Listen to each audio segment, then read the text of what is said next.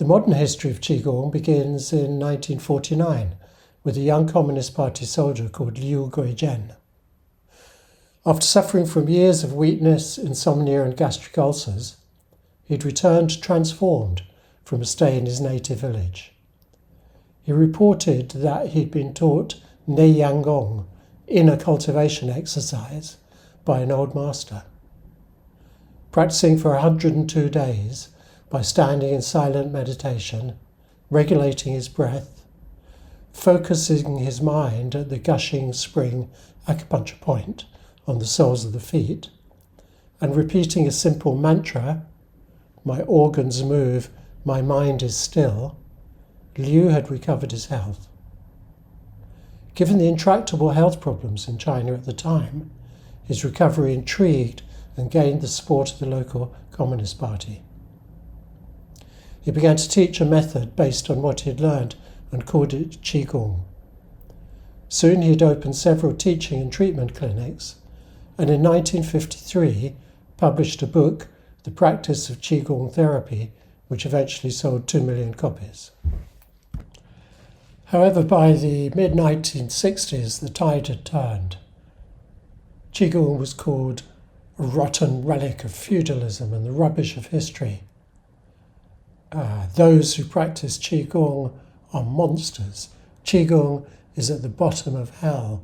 Qigong promotes superstitious concepts of tranquility and harmony, which are completely contrary to our active physical training.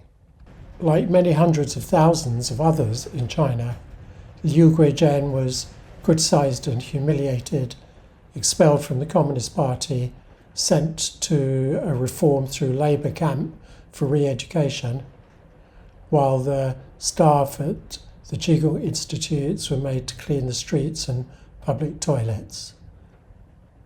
The early pioneers of Qigong suffered severely, and some even died as a result of imprisonment and unremitting criticism.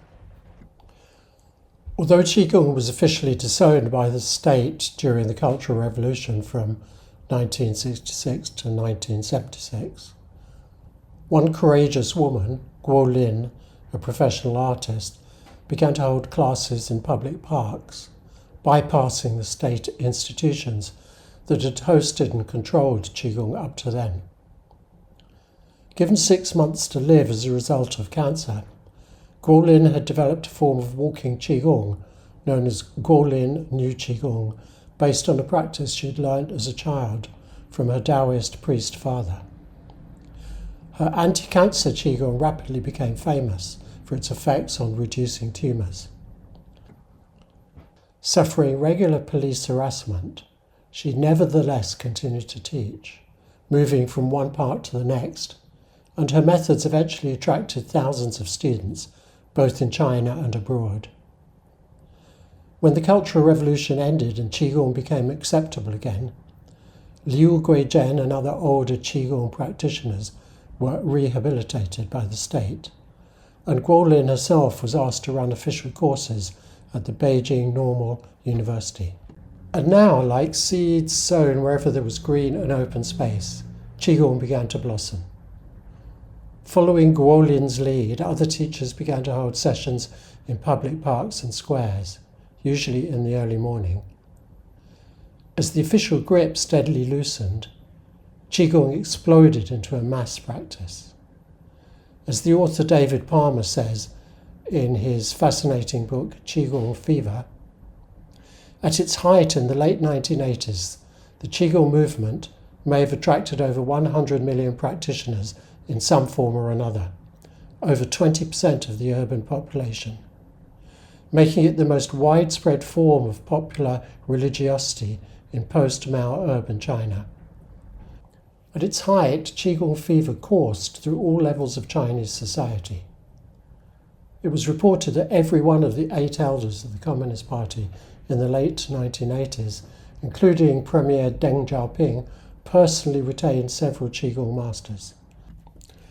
Soon, previously unknown so-called masters began to appear, often with identical stories of having been trained since childhood by remote hermits in the mountains. Many claimed extraordinary healing powers. and like Christian evangelists, built up enormous followings and great wealth, holding healing sessions in stadiums and in front of television audiences of millions who simply needed to watch in order to be cured. Many fell to the ground and went into uncontrolled movement. This so-called spontaneous qigong became more and more popular, and in a population traumatized by decades of war and upheaval, led to so much mental disturbance that special departments had to be opened in psychiatric hospitals. Research reports began to appear of qigong masters who could control electricity, kill viruses or bacteria simply by directing their qi at test tubes, and even change the weather. The idea that qigong could unleash paranormal powers coincided with attempts by the Soviet Union and United States to train soldiers in telepathy and other superpowers, as recounted in the book and film Men Who Stare at Goats. Qigong hysteria burdened what had always been a form of sincere and patient self-cultivation, with all kinds of semi-religious and magical beliefs. And since it was at this time, at the height of Qigong fever in the 1980s, that Qigong spread around the world, these ideas were eagerly accepted by people who were tired of conventional religious beliefs.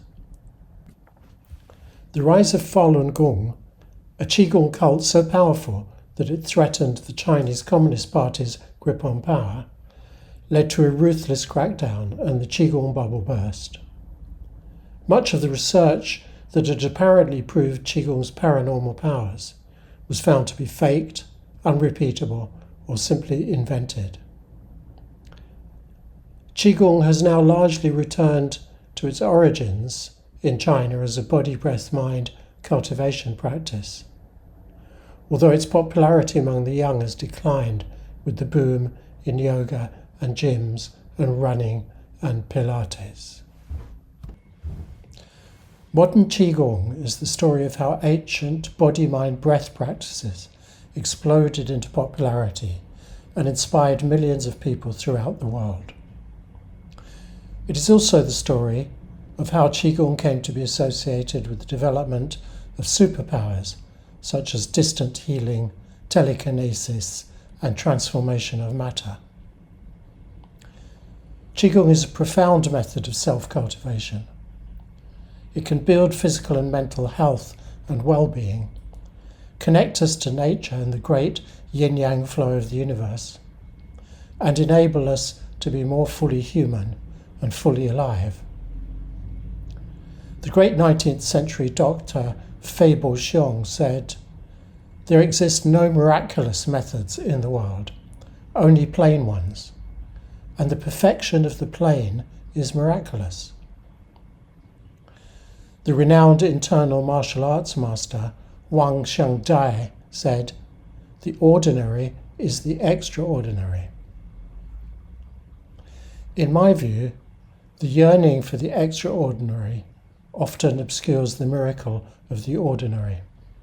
The ordinary miracle of existence that we are surrounded by every moment of our lives, and which Qigong and similar practices can help us to experience with even greater intensity. What a shame to walk through this garden of a planet, surrounded by its everyday miracles, but only have eyes for the fairies at the bottom of the garden.